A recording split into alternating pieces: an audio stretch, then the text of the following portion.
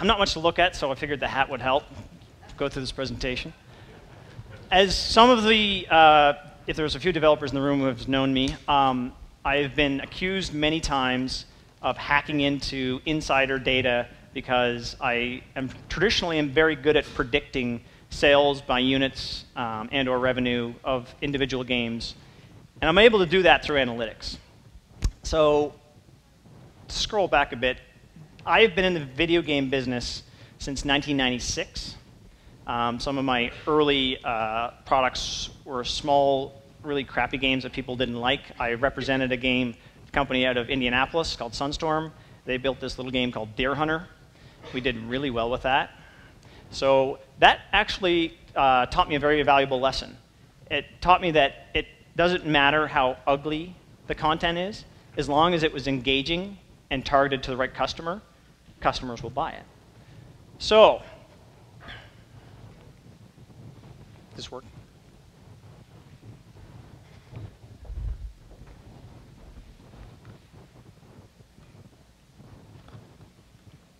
That's working? No, it's not working. I wasn't able to predict this.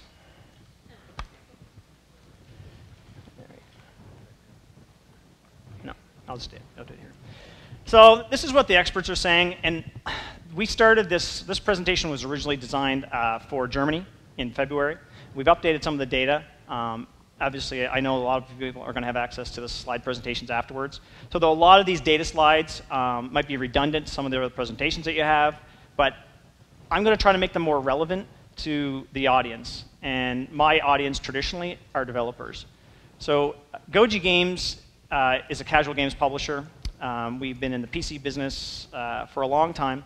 I previously owned a company called Infonknowledge, a publicly traded marketing company, but we also owned a video game company within that called Toybox. So Toybox built about 3,000 small games that we used to distribute at retail. Those games now are what you see the majority of the game mechanics on the iOS store. So naturally, we were very excited when we saw iOS, and this year, Goji Games is on track for about 27 iOS titles, and we'll be to 22 of those on Android as well. And we only see more mobile opportunities moving forward, and I'll get into that and the reasons why. The virtual goods, obviously, anyone who's in this business or has even opened the newspaper on any single website knows what freemium is. So I'm not going to run through the ramblings of all those definitions, but there's no question it's an incredible business. My theme of my talk is going to be more about what businesses are failing, what traditional models, what used to work is now not working and why, and then some of the opportunities that we're seeing and why we're moving into those, and throw some guidance out to you as far as what we would recommend you look at, opportunities, and to be honest, there's a lot of brutal truths in this. You are all not going to be Rovio, you are all not going to make it the next Angry Birds, and you are all not going to sell your company for $1.3 billion. But there is a lot of opportunities for you to generate significant revenue on multiple different categories in the casual games business. So, what do I see? I think that the death of PC retail is very, very, very clear to everyone now. I don't think that the PC business is even going to be a business in 2 years. What we used to do in the PC business and what we're doing now, we'll show you a bit later, is very sad, but we've seen many other opportunities come up that contradict that failure. We also, obviously, everyone's very excited about Facebook and everyone's very excited about social. We have a social game. No one here has ever played it because we have 2 daily users, I think. But we learned a lot, and that's one of the benefits of our company is we have a lot of cash because we've had a lot of success on the retail side, or sorry, on the online trial side. So we're able to play with our own money and invest and learn a lot about different types of businesses. And again, for me, it's all about going back to that customer, understanding your customer and build products for them. I am not a creative person. I don't build games because I play games. I don't build games because I like games. I build games because they make me a lot of money. And that's the principal reason why I do the business that I do. My people that I hire, they're very, very good at designing the games for our customers And every once in a while, we make a really crappy game, and it's because someone forgot who our customer was. And thank God we have as many games as we do, because we have actually are very fortunate that over 100 titles in 4 years, only one wasn't profitable. So it's been a very good rate because we were very focused on our target market. The growth opportunity in the mobile market, I mean, everyone sees it. I think the sad reality of it is that only a few of you, I say probably even maybe nobody in this room, will benefit from that. If you think that you're going to make the next Cityville or Farmville, I think you are crazy. And I will be very, very excited to see you prove me wrong. But the reality of it is that Zynga has positioned themselves so powerfully in the space that they control value per customer at such a high level that they're willing to overspend and make losses to keep that customer base. And I think we also see that in the online business. There's no question that Big Fish will not ever give up their customers. They don't let you talk to their customers because they're not willing to give them up because they know how much it costs to get them. The console business, that's a unique one. I am from the console business. I had a lot of experience in it. We've had very, very, very few success stories in the casual business migrating to console. I don't consider dance games or Guitar Hero casual. I do consider Plants vs. Zombies casual, and that is one of the very few success stories in that platform.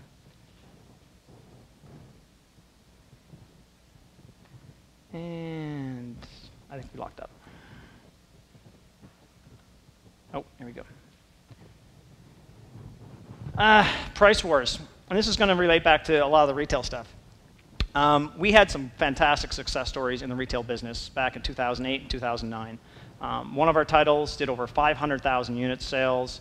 It was called Escape the Museum. It had a great dinosaur in the box. It was around when Night of the Museum was coming out. That wasn't by accident. That was by design. And so it did very, very well. But as that business has continued to evolve, and as the explosion and success of online, the amount of time a customer can spend is now limited. So they're not going to Walmart and buying games as much as they are playing them online or playing them on their smartphones. The pricing war has also destroyed the margins and opportunities there is for revenue in that space. We have seen a significant drop in our PC retail revenue, and we'll show you a few slides on that. And it's very sad because it used to make me a lot of money. The other issue that I foresee is the social gaming has taken over the amount of time a customer can play a game. So if someone has 2 hours of daily gameplay time in their back pocket, you have to compete for those times. And when their needs are being fulfilled by free games, it's a challenge for you to have to start selling those same games to them, and it makes it very, very challenging for you to ever make any amount of money from that. So there's some huge, huge risks coming into that business. So on the retail side, I'll throw up a few things here. We had great success, as I said before, in the PC retail business. That is just degraded to nothing now. Where we used to do $2 to $3 million a year in revenue, we'll be lucky to see $500,000 in revenue. We actually had the #1 PC game at Walmart for 5 or 6 weeks this year already. And we made more money in a month last year than being in top 20 than we did #1 in 6 weeks this year. I'm telling you that is not a very fun place to be and build a business on. So if you want to use it as secondary income, take a bunch of money up front and run with it. The other issue that we have is some of you who aren't from the retail space, Walmart categorized product revenue opportunities based on categories. So video games, since really the 90s, have been a category A. That is the #1 selling space. They get the best retail placement within the Walmart. They have much more merchandising and SKU development design, the way that they market and promote products on the shelves. It's grade A. We, as of last year, have been dropped down to grade B. So we are now less attractive than toothpaste, iPhone cables, socks. That is where video games are in the PC retail business. So Walmart doesn't give a rat's ass about them. I can tell you that you shouldn't either. This is a little chart on some of our games. 2006, we were able to sell single box games for $20. 2008, we had secondary life in some of those mini box games at Jewel Case. That continued to fall off into then combo packs in 2010, so now we're having to take more IP and put it in a single box and sell it for a low price. And in 2011, we have 4 games selling for $9.99. We make about 56 to 80 cents a unit, so you've got to sell a pile of units to pay for development of 4 titles in a PC retail box. Secondary revenue, it's great, but even still, it's paying for pizza parties. It's not covering the cost of my oceanfront home in Palm Springs. Retail product lines are even more depressing. One of the things I'll show you in a bit is pond effect. We typically see about a 2-year delay from a game that launches in North America to a game that launches in European countries. Germany, France, Benelux, very, very sexy places to put your products. If you have partners there, I encourage you to leverage those, because I can tell you 1 to 2 years from now, those opportunities will be gone. The business is falling fast, and this is an example of that. Our product line in Germany by year, and in the US, obviously, it's very low, and that's including 4 games in 1 pack. That's not one single game. So it's a very, very ugly place to play. And as all of you are aware, hopefully none of you are from San Francisco, because you realize how expensive content is going to be to develop because of the cost of human resources. What we did to circumvent our development costs is we set up 7 different studios in Eastern Europe. That is actually changing, because now with Canadian tax credits, the opportunity for creating content in Canada has actually become cheaper than it has in Europe.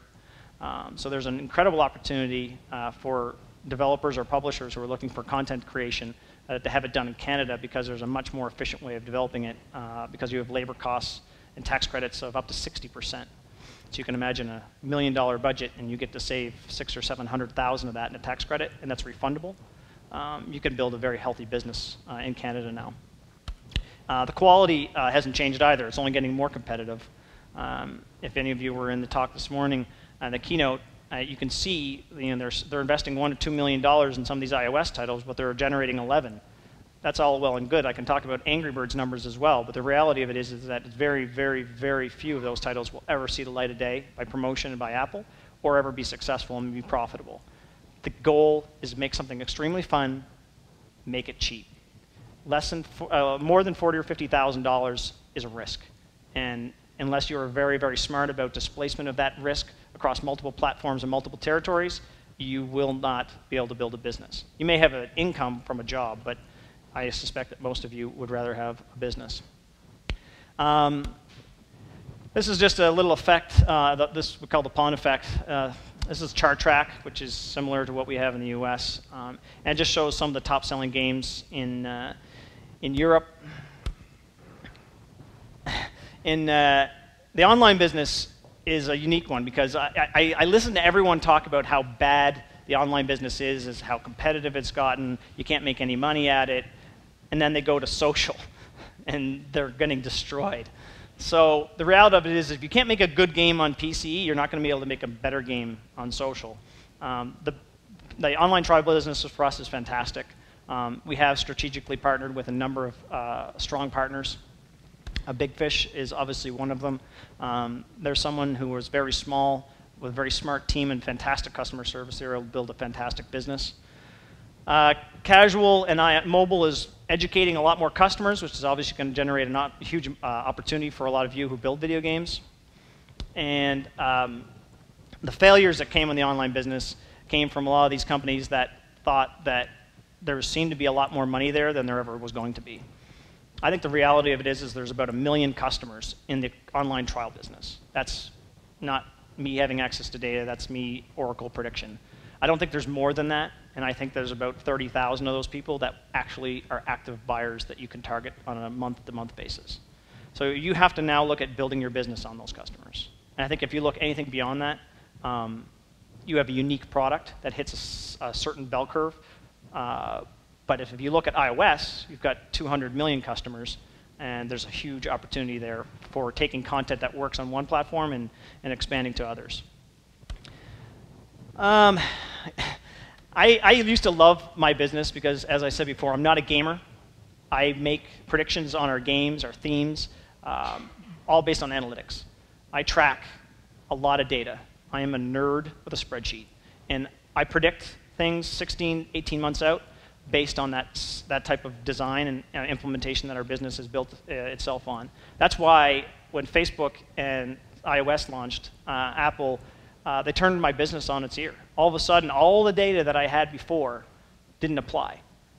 The new business models, new ways to look at launching products, very, very unique placements of products and how you position your products to customers, and created a lot of challenges. A few highlights from the Goji side of the business. 90% of our revenue comes from 5 sites. I know that some of you will be surprised, but not one of those 5 represent more than 50%. So I will call it out. Big fish do not make up the majority of our income. We have a very good relationship with a lot of distributors. There's no question that Big Fish is a monster, but other partners are very valuable, and other channels of making money are just as valuable.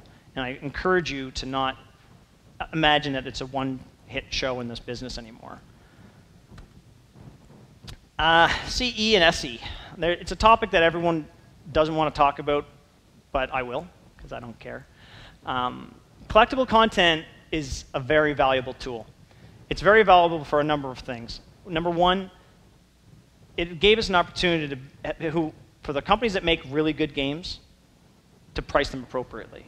Because all content is not $6.99. All content is not $14.99 either. But there has to be a quality bar. Big Fish have done a good job of evaluating it. Gamehouse and other channels have their own collectible value as well. And I encourage you to look at that.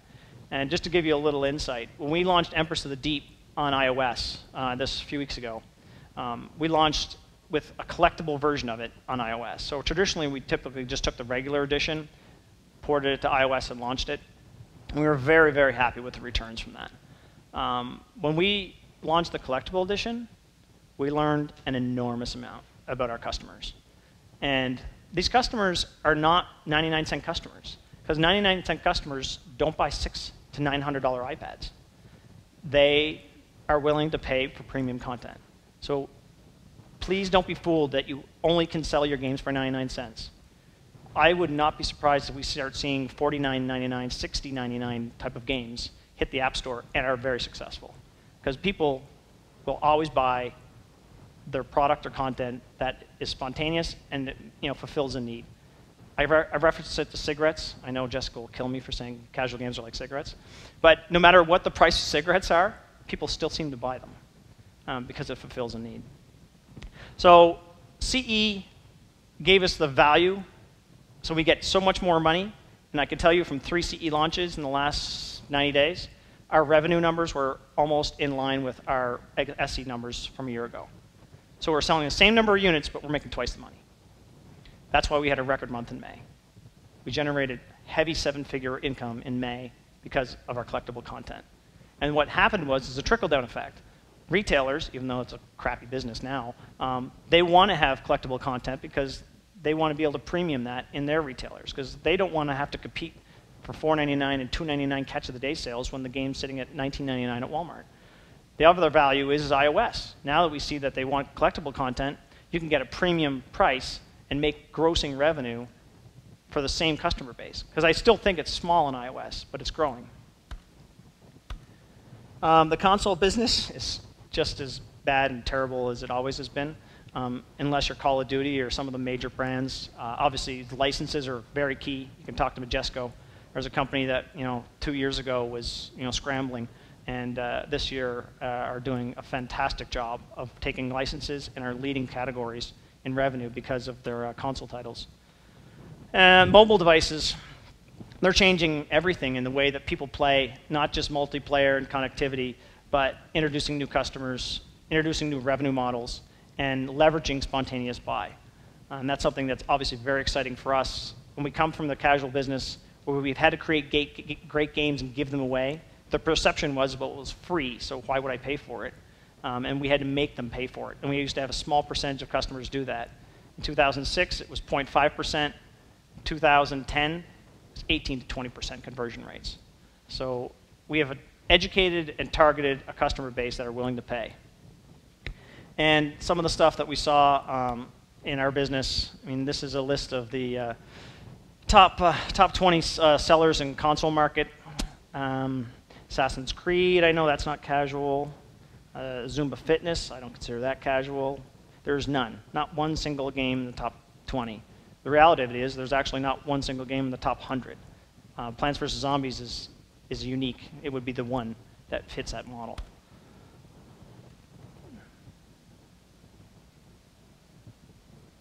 Hello.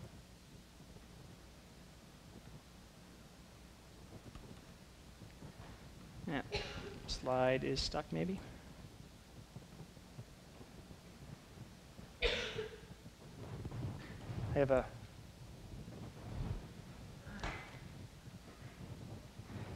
since we have a little break, someone could come take a look at this. Is there any questions so far? Since we've got to fix a PowerPoint. It's locked.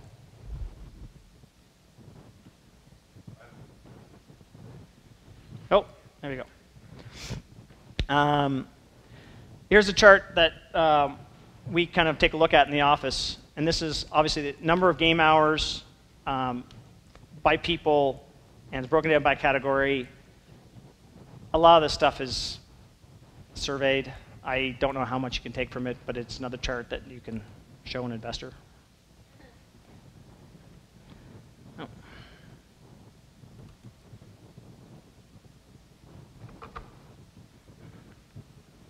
Oh, now this thing is working.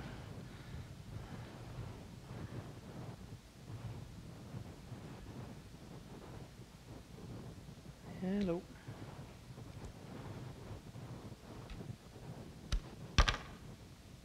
Sorry about that. I think the trackpad's toast. Anyone else? Hmm? Yeah, I get the trackpads.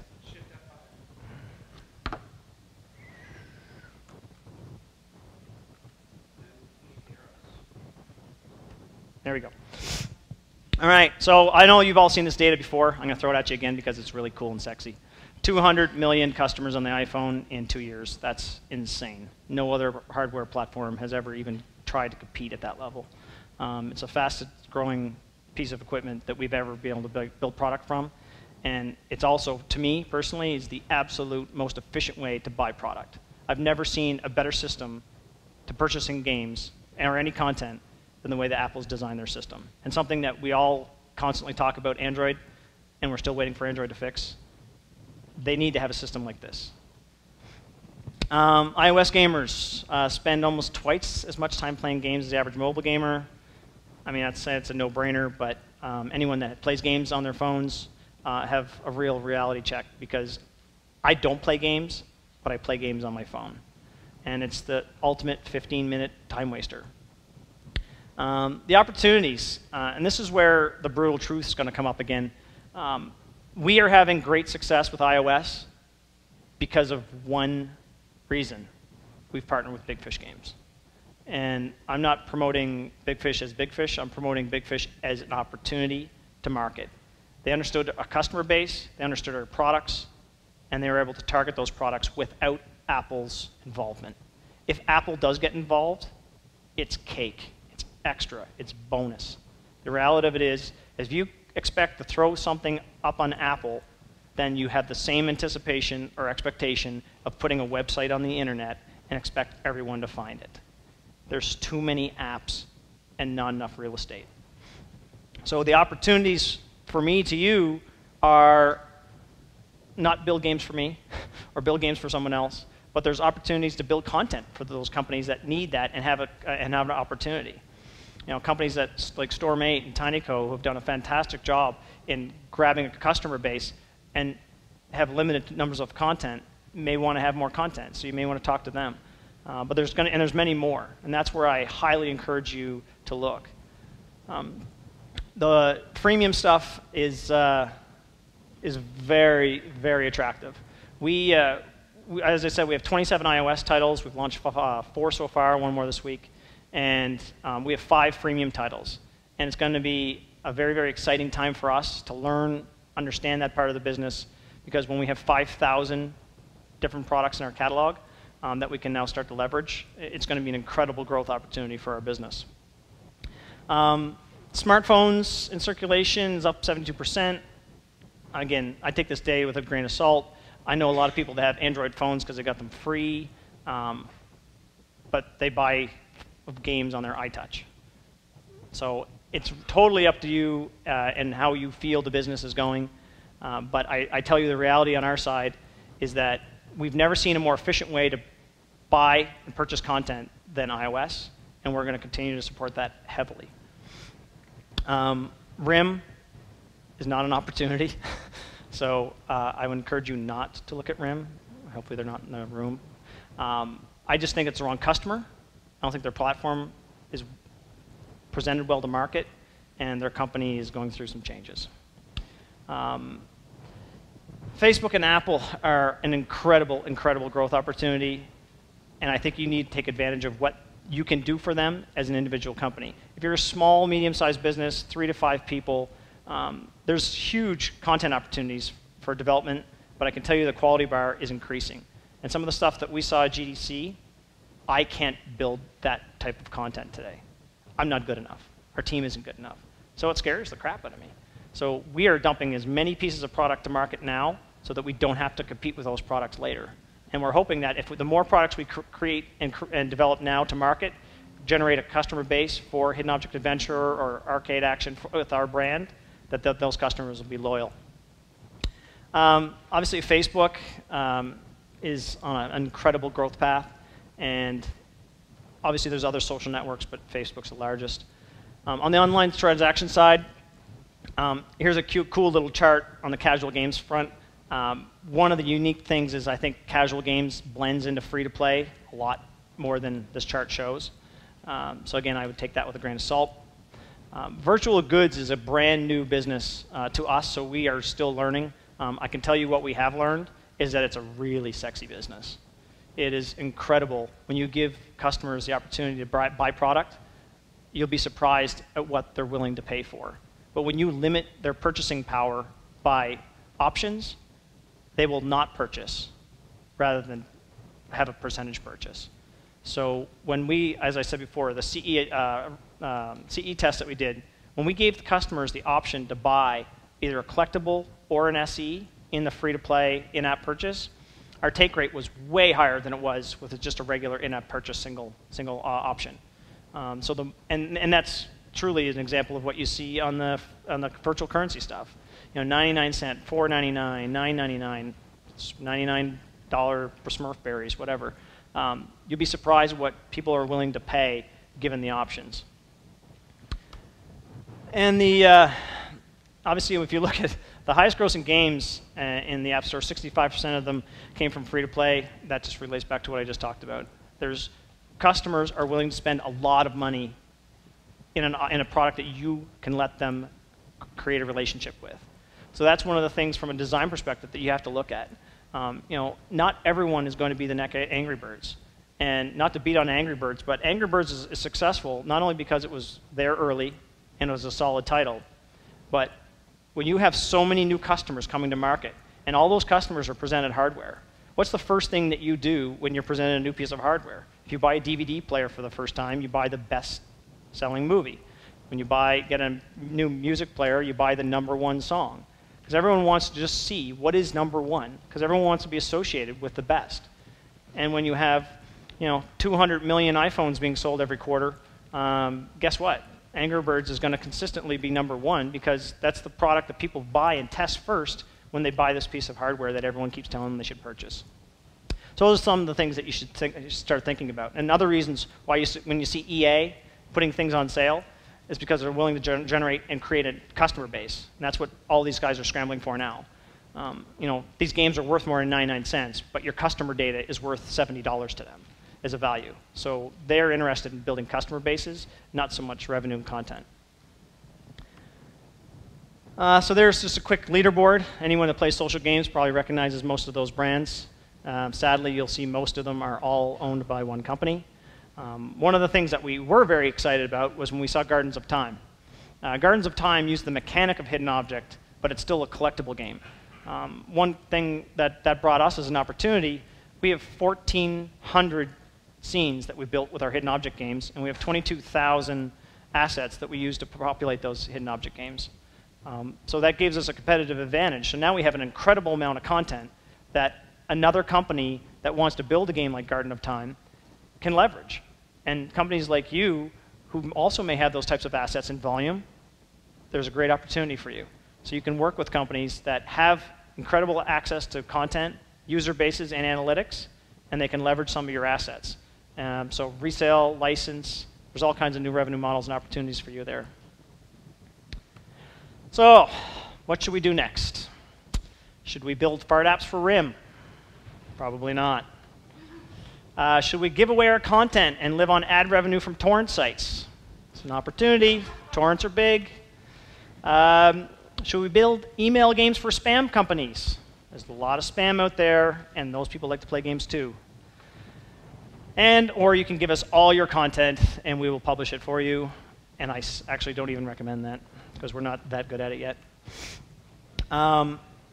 2012, I think it's going to be the year of M&A. I think there's going to be what you're seeing from PopCap and what you're seeing with Zynga doing on IPO. I think you're going to start seeing those types of companies with a significant amount of cash. Microsoft is a very attractive one. Apple is another very attractive one. Start running around and buying companies. And hopefully your company could be one of those. I think you're going to see an even more challenging environment than you do today. And I think it's even significantly more challenging next year. Building the next Angry Birds not only has a catastrophic level disappointment level for you, it's got so many challenges because of so many other factors that it's going to be extremely, extremely, extremely tough. So eliminate the risk. Just don't expect that, and partner with someone strategic that knows your customer. Again, joint ventures. I can't impose this enough. We have learned so much by doing JVs, and we're looking at doing JVs on the social side. We're looking at doing JVs with anyone that knows their customer base better than we do. Yeah, and this is kind of a relation of what we've seen in the overall theme of this. Freemium games are an incredible business opportunity. If you have content and you have the opportunity to build something that's unique, I highly encourage you to look at this. Now, when you look at freemium, I'm going to impose to you again, freemium is like social games. It's driven analytically. But I think the benefit to the freemium games in iOS is they're actually fun games. And I'm not harping on Facebook games or social games, but for the most part, they're analytically driven. They're pattern recognition. There's a lot of AI involved. They watch how you play, and they're able to take advantage of that. The freemium games in iOS are actually better, fun games that then they take advantage of on the back end as well. If you're going to build a single app game, personally, if you want to build a business on it, if you're not top 3, I don't think you can make any amount of money on it. And if you can't last for more than 2 weeks, you're not going to make a lot of money on it. So it's a unique, very challenging business when they rotate marketing and press every week. If you don't have a strong partner that knows how to reposition and market your game every single week, then you're going to have a very, very small chance of success.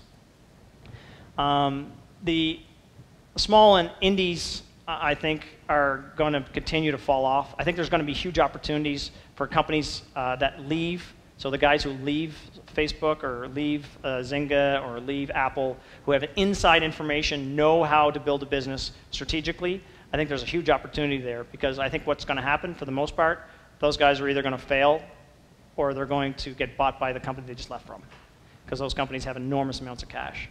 So there is some opportunities there. And again, I'm going to impose this: never, never lose sight of your customer. It's one of the things that we've seen, and I laugh when I talk to Peter from Rovio about it. They did such an incredible job of shooting birds and making everyone find it appealing that I think it was the biggest lottery ticket that this casual games business has ever seen. But I don't think there's another one, honestly. I don't think there's another single game that'll ever do what Angry Birds did.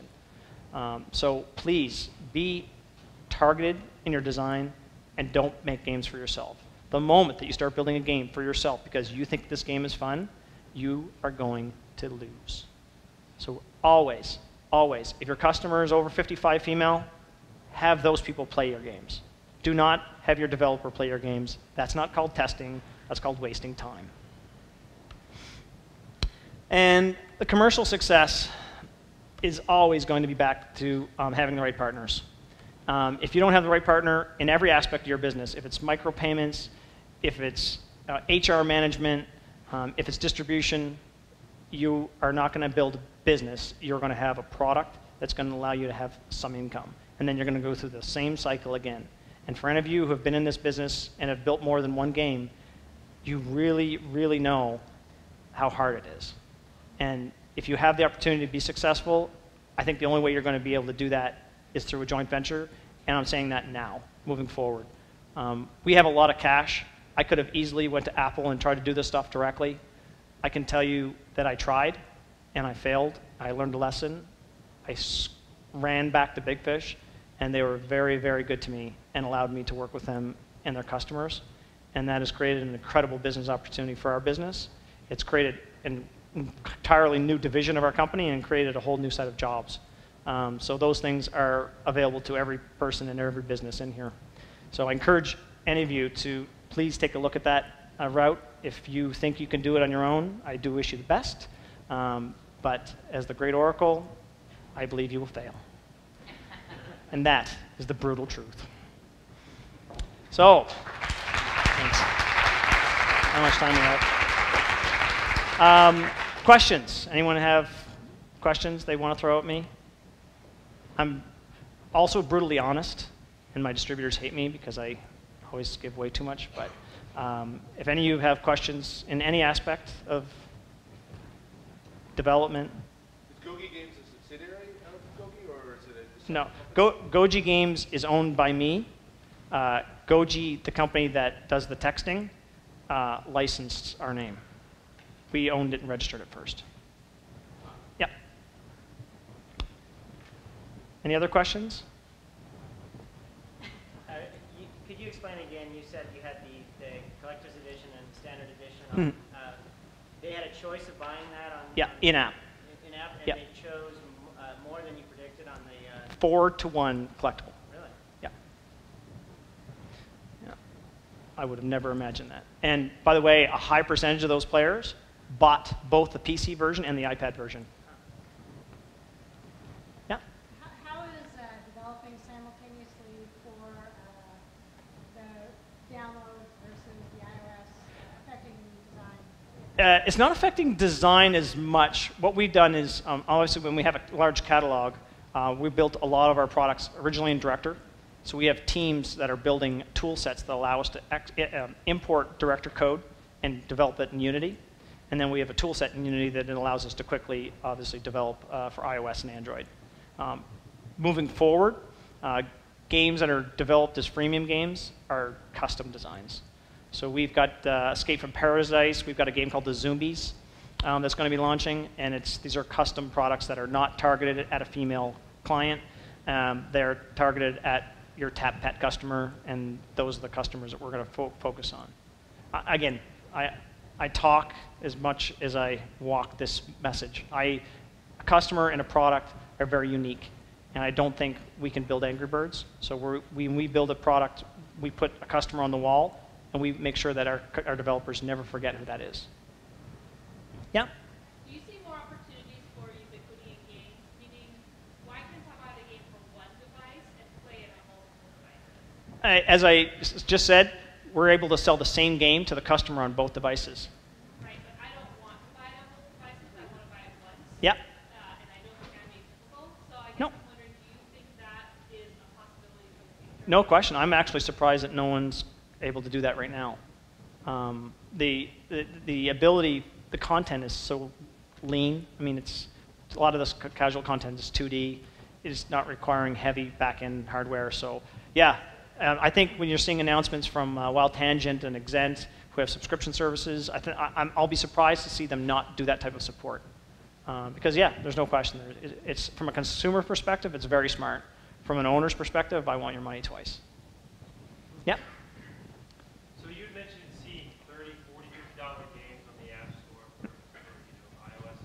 Yeah. What type of market shift do you think has to happen? I mean, you couldn't put that up there right now and see that occur. Yep. Yeah, you could. Yeah, I think you could. I think if you put the right content up there that targeted at the right customer, they'll buy it. Yeah.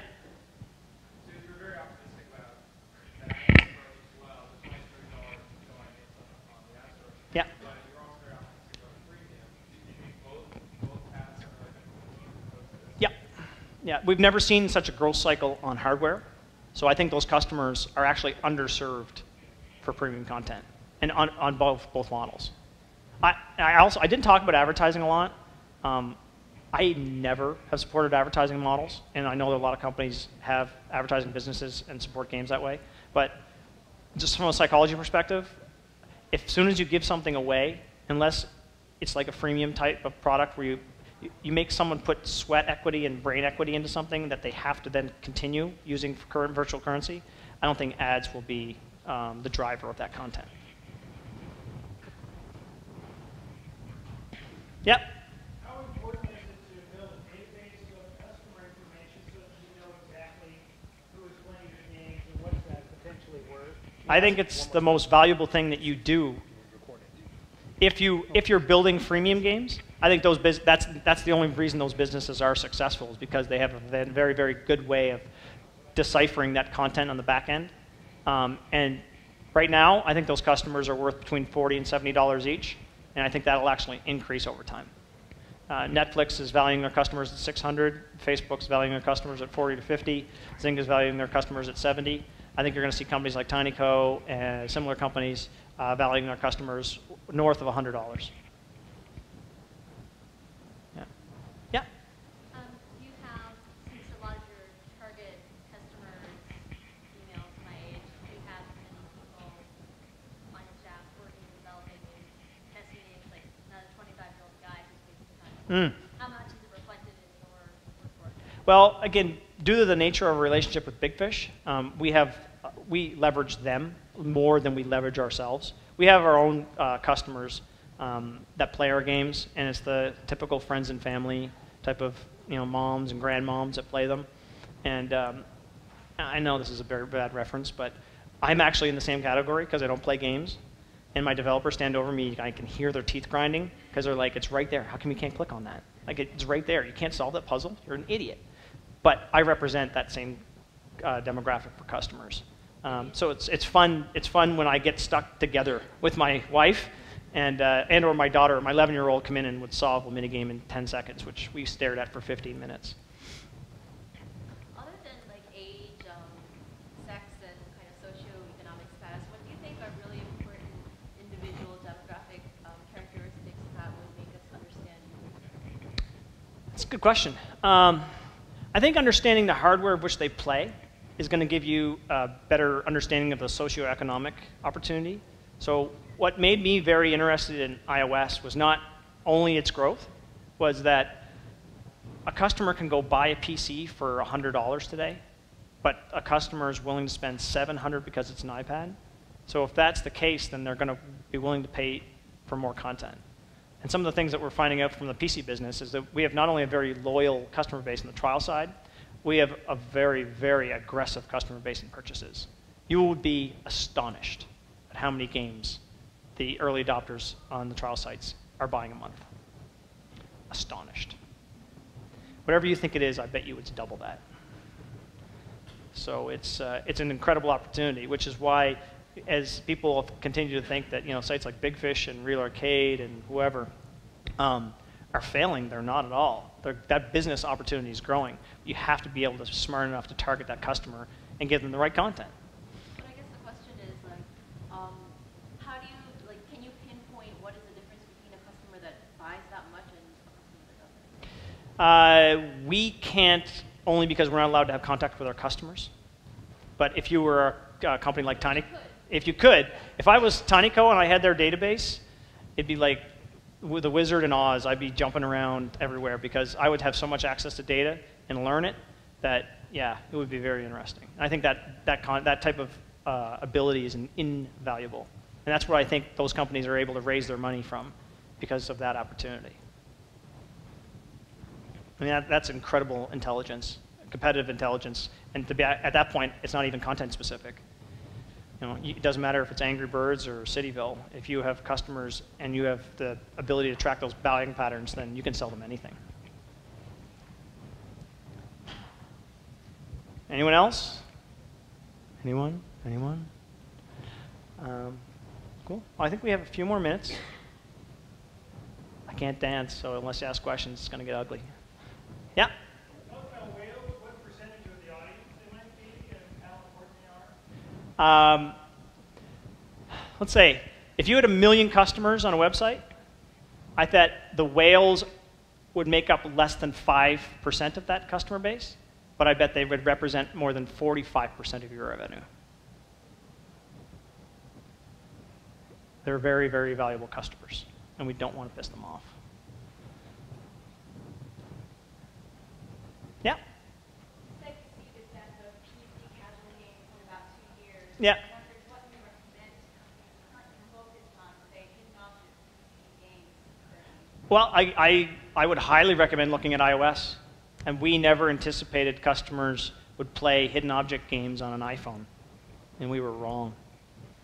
There's a giant market of customers that natively, it's the I Spy mechanic, and everyone understands it. So if you give something that makes people not feel stupid, they'll continue to play it. And if you get the experience engaging enough, then they're willing to pay big dollars for it. So yeah, mobile, no question, is a huge opportunity. Anyone else? Getting hot? Want to go to the bar? All right. You good? Well, thank you very much. I appreciate the time.